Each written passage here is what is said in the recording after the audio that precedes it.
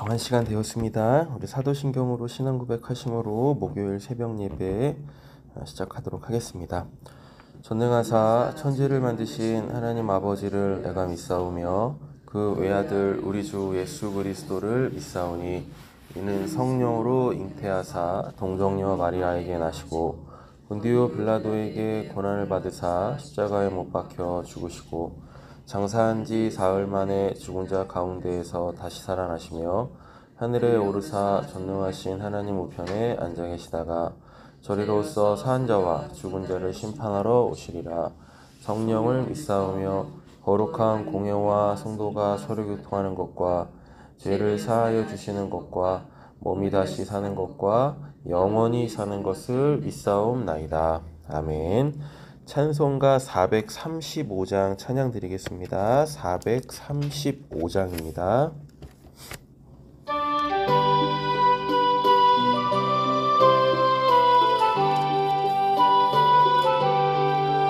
나의 영원하신 기업 생명보다 귀하다.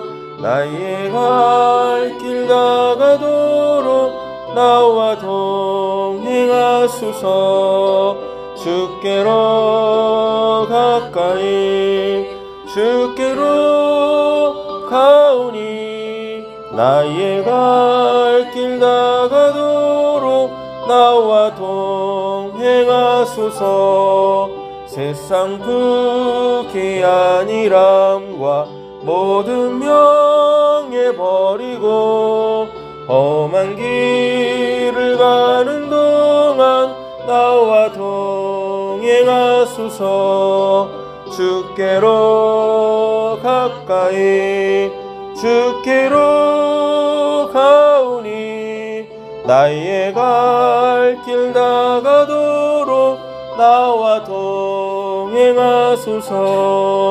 세상 지나가며 험한 바다 건너서 천국 문에 이르도록 나와 동행하소서.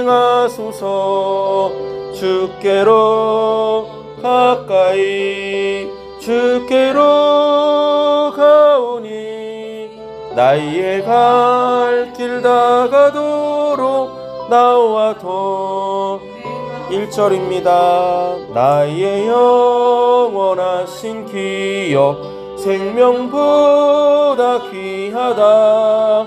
나의 갈 길 다가도록 나와 동행하소서.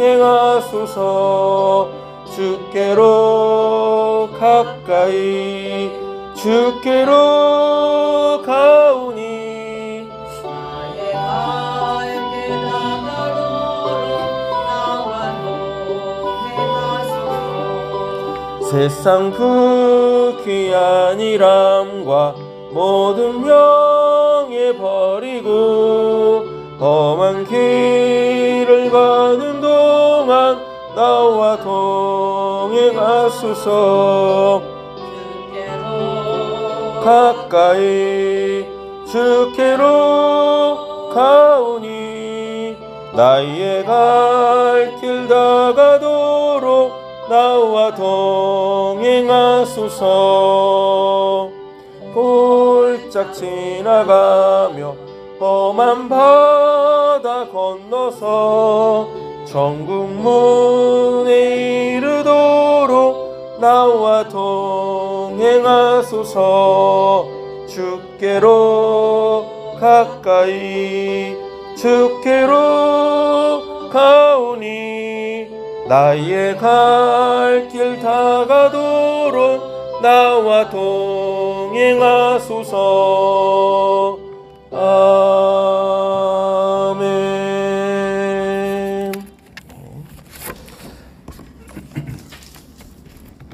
오늘 함께 묵상하시는 말씀은 민수기 27장입니다.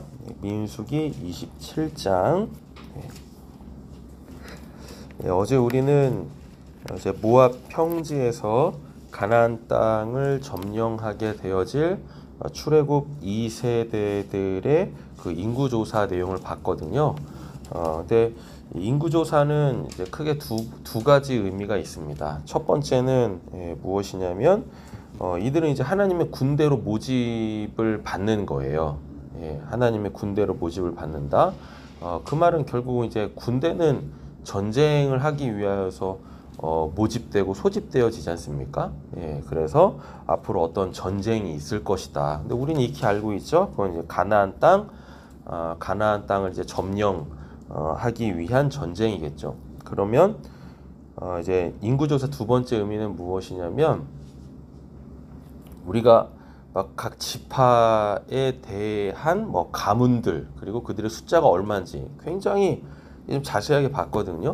이걸 본 이유는 무엇이냐면 결국은 이들이 점령할 가나안 땅을 뭘로 유업으로 받게 되어집니다.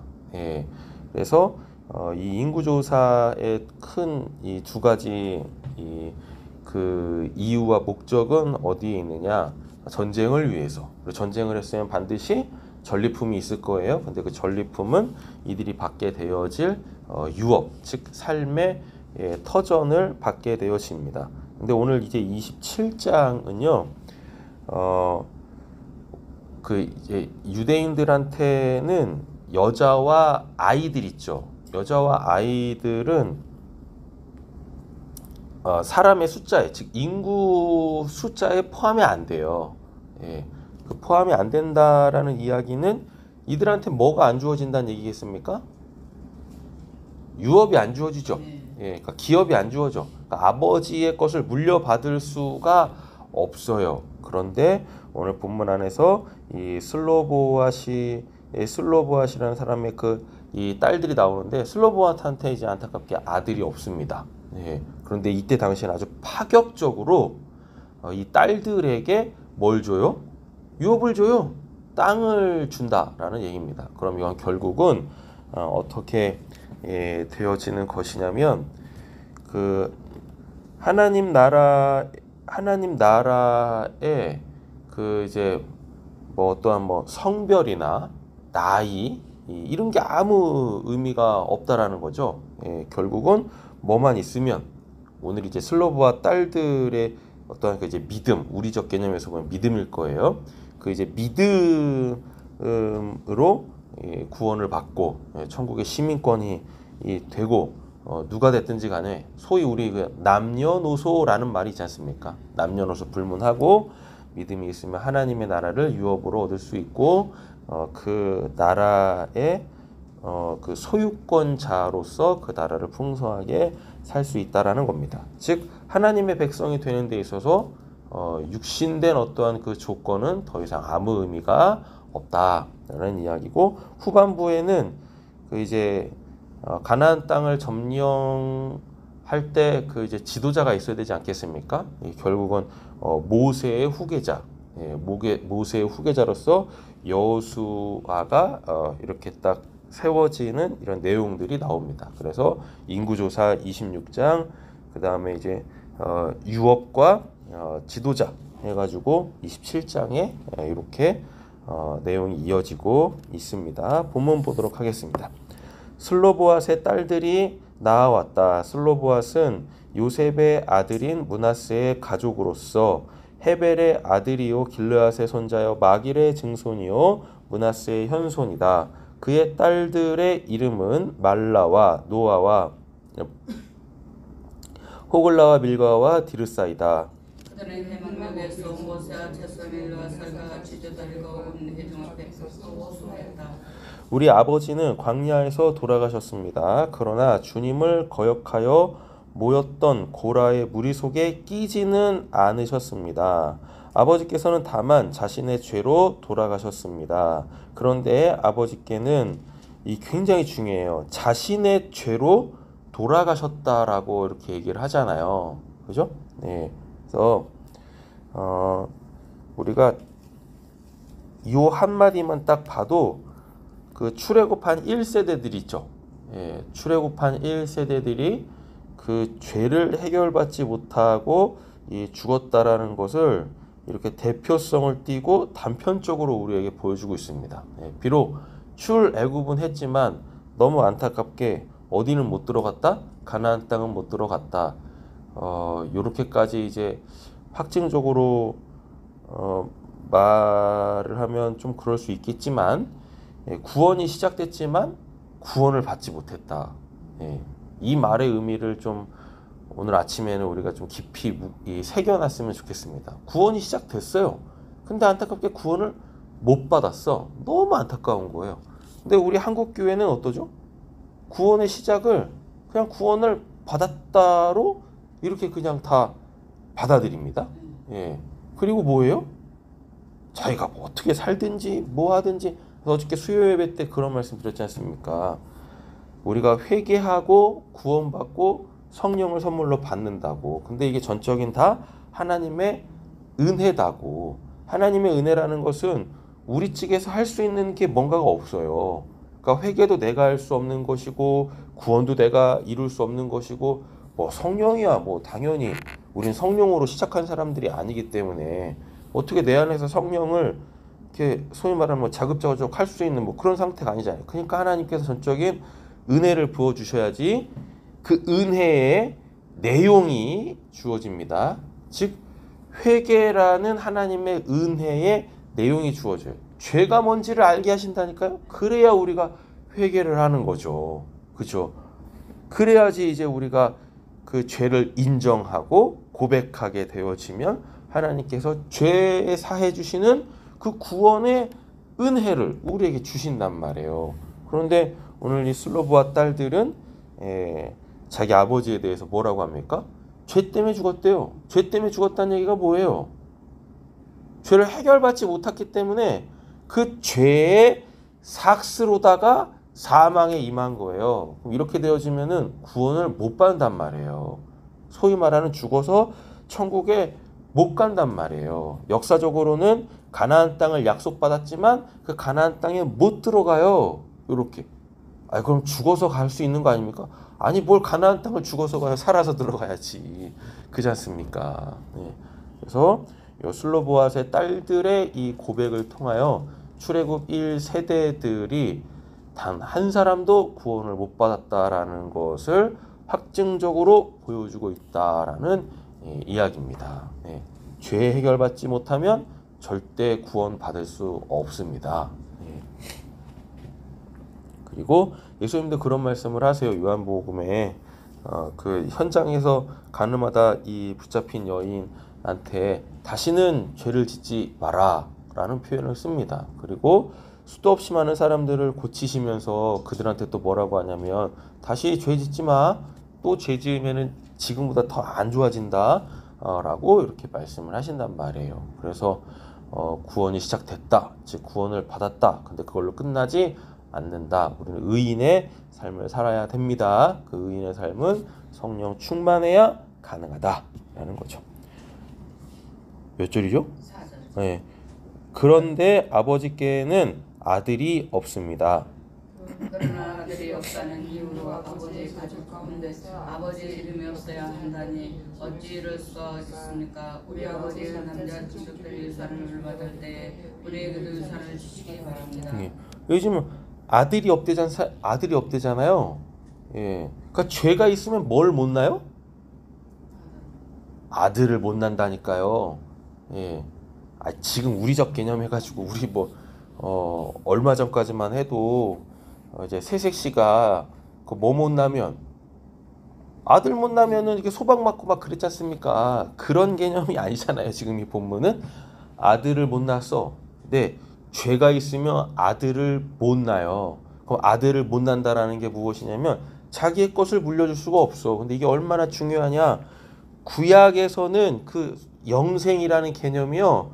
자기 걸 아들한테 물려줘야 돼. 그래서 내 걸로 아들이 살아야 그것이 내가 죽지 않고 계속 사는 개념이었어요. 그러니까 대가 끊기면 안 되는 것이 그게 바로 구약에서는 영생의 개념이었단 말이에요.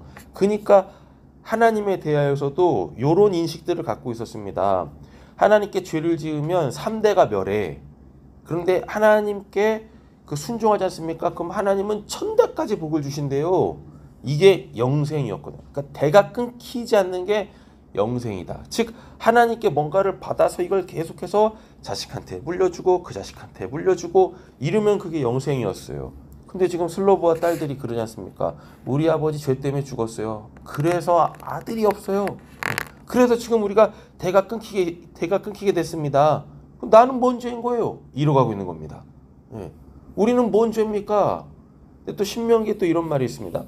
아버지가 신포도를 먹었는데 아들이 이가 시다 하겠느냐? 이 말 하거든요. 예. 그 말이 뭐겠습니까? 각자의 죄로 이 사망에 이르든 아니면 그 각자의 죄를 해결받아 구원에 이르든 이 말인 거예요. 그러니까 죄는 유전되는 게 아니에요. 예. 아버지가 죄인이라고 자식들도 죄인이 아니단 말이에요. 예. 개념은 이렇게 갖고 있는 죄에 대한 개념은 이렇게 갖고 있는데 그러니까 지금 슬로브와 딸들이 다 답답해 미치겠는 거지. 왜요?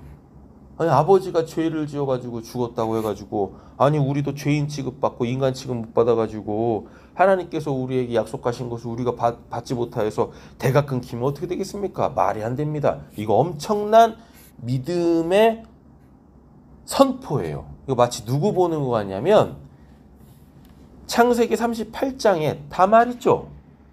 다말. 예, 다말이 유다의 며느리잖아요.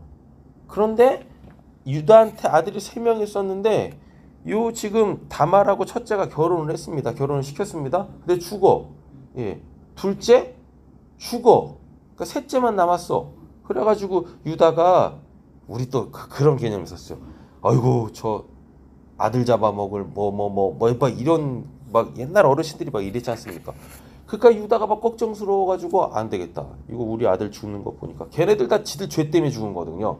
네. 근데 유다가 이거 잘못했다. 다말을 이 우리 셋째 아들까지 주면은 이거 셋째 아들까지 죽는 거 아니야? 예. 라고 해가지고 소방 맞춰요. 예. 그리고서 그냥 뭐 기한도 없이 계속 기다리라고만 한다고. 우리 셋째 아들 다 큰 다음에 그 이제 이 후손을 있게 해줄게 막 이러면서 예. 그랬더니 뭐 해가 지나도 아무 뭐 기미가 없네. 예. 그래가지고 다말이 어떡합니까? 창기로 이렇게 이 변장해가지고 유다를 통해서 그 대를 잇잖아요. 예. 그걸 몰랐던 유다가 뭐예요?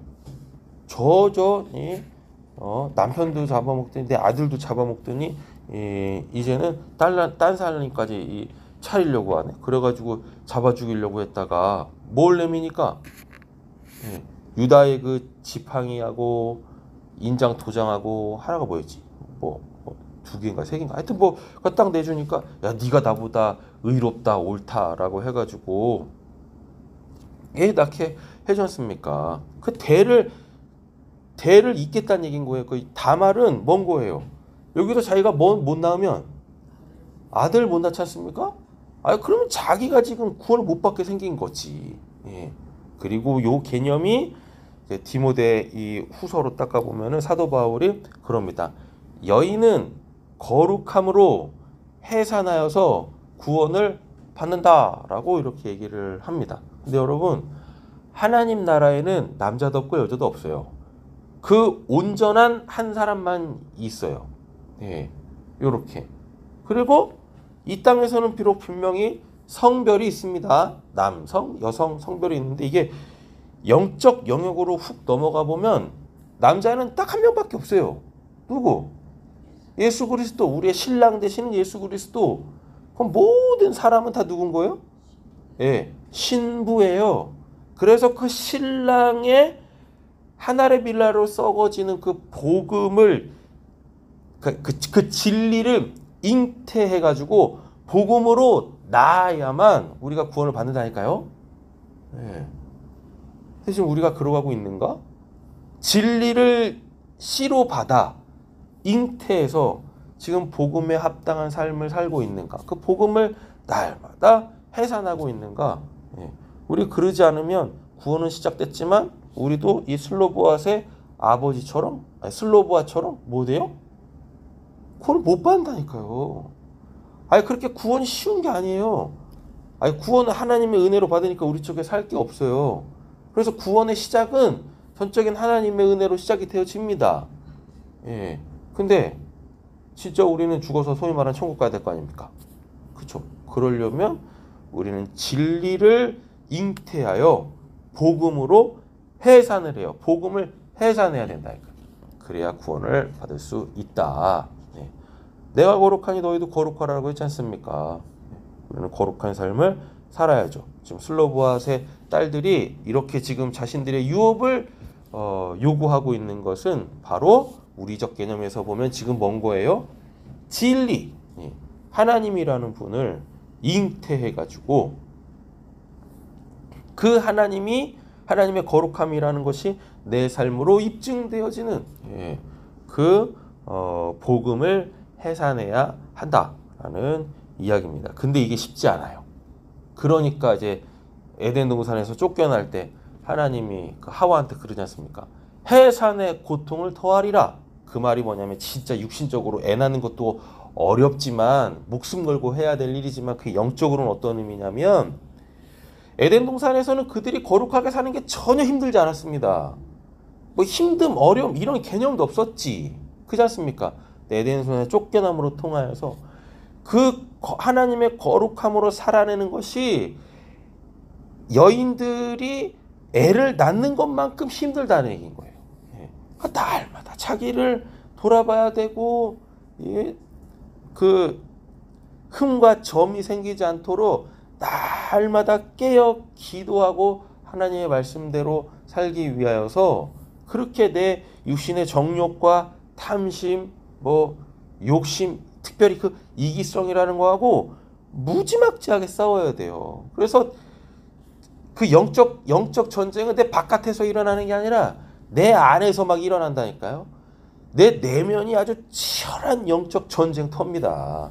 그거를 사도 바울이 로마서 7장에서 뭐라고 하냐면 내가 내 안을 들여다봤더니 이렇게 하나님의 사람하고 그리고 구원받기 전 사람하고 그리고 애매하게 중간에 낑겨 있는 내가 이렇게 있더라. 근데 그 내가 이뤄가고 싶은데 이루지 못하고 저렇게 하고 싶지 못한데 저렇게 하고 이러면서 자신의 그 공고한 내면의 상태를 그 로마서 7장에서 딱 고백을 하거든요. 우리는 이 내면의 이 치열한 전쟁을 속히 종식시켜야 할 줄로 믿습니다. 그러려면 남자가 됐던 여자가 됐던 누가 됐던 그 남녀노소 누가 됐든지 간에 이 안에 성령으로 가득 이 충만해가지고 그 성령에게 민감하게 반응하면서 오늘의 그 이 순간순간들을 그 성령의 요구대로 살아내는 그게 결국 순종 아니겠습니까? 그 순종의 삶을 살아야 한다라는 이야기죠. 슬로브와 딸들이 지금 이야기하는 게 이 내용인 거예요. 단순히 그냥 우리한테도 땅 주세요. 요 얘기하는 게 아닙니다. 그런데 역사 속에서 보면 땅을 기업으로 못 받으면 삶의 터전이 없어. 그건 진짜 그냥 굶어 죽으란 얘기거든요. 아니 생명에 있는 자가 왜 굶어 죽어야 돼?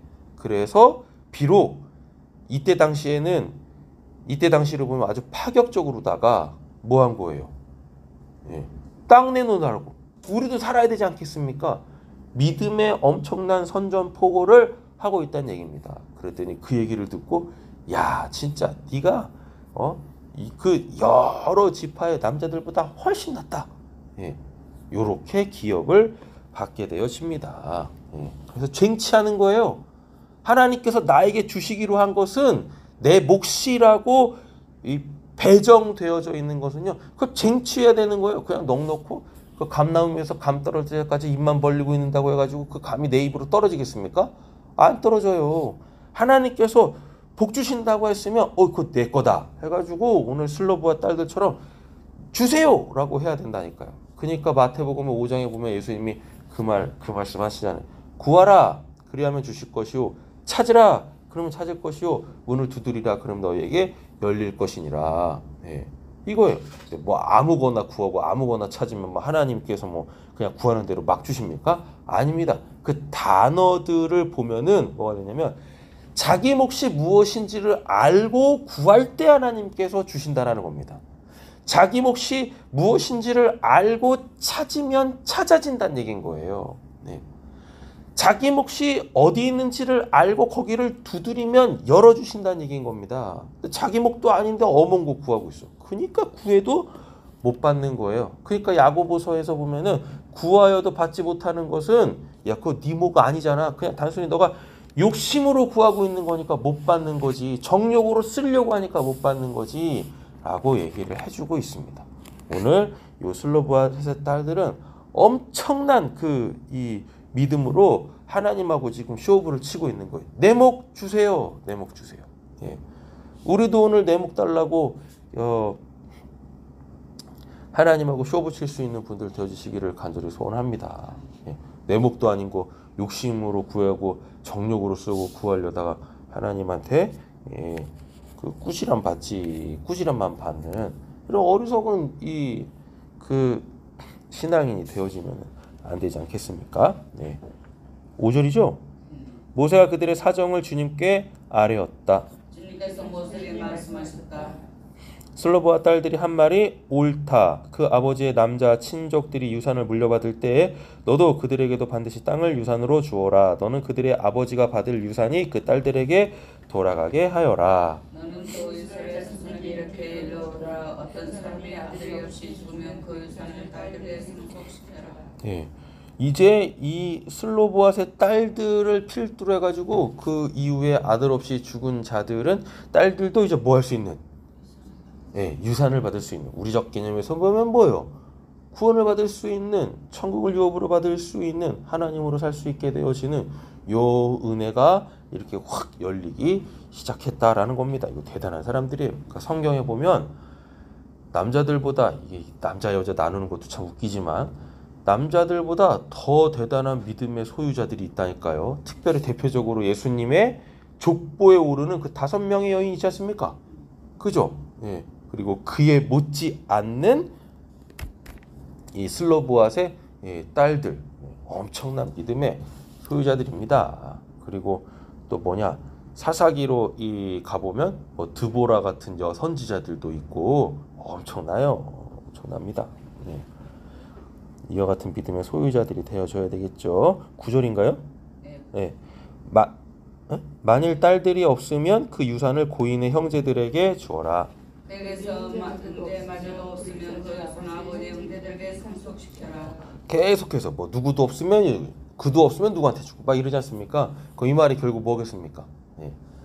하나님의 나라는 그 누군가가 반드시 어떻게 물려받을 거예요. 네.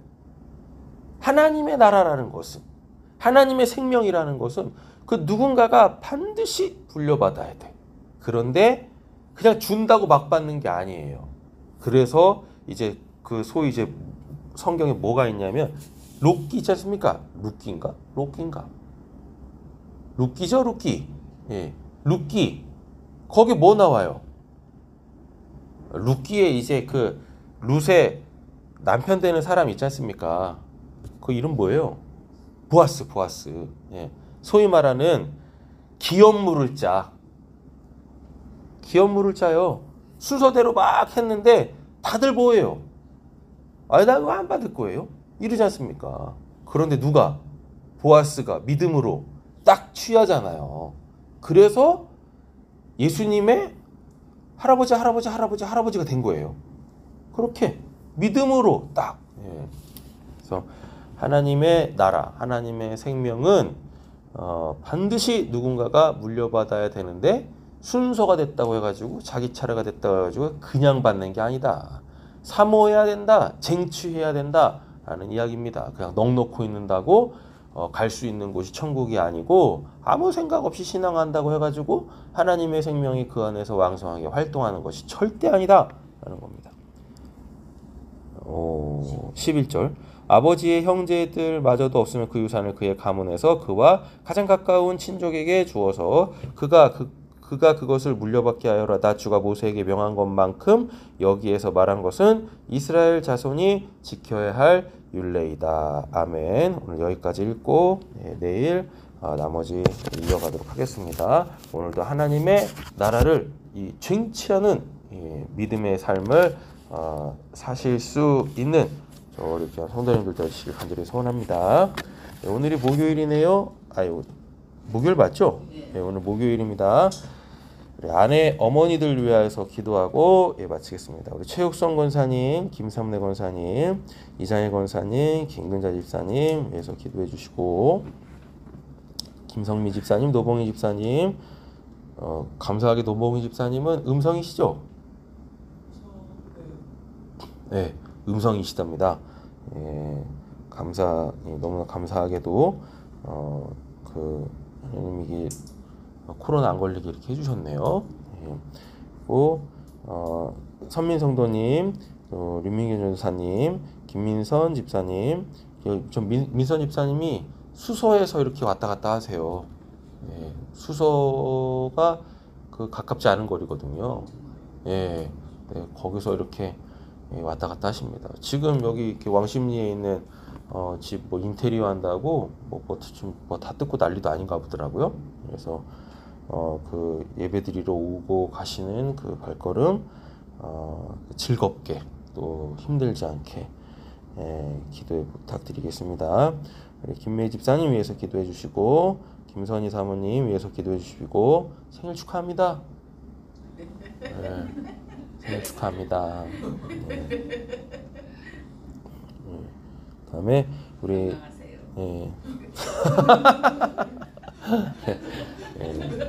건강이 최고죠. 우리 차선주 집사님 위해서 기도해 주시고, 우리 선옥 집사님 위해서 기도해 주시고, 또 우리 혜경 집사님 위해서 기도해 주시고, 특별히 배우 성도님 기도하셔서 그 구원의 자리로, 복음의 자리로 다시 나올 수 있도록 또 부탁드리도록 하겠습니다. 합심해서 기도하고 마치겠습니다.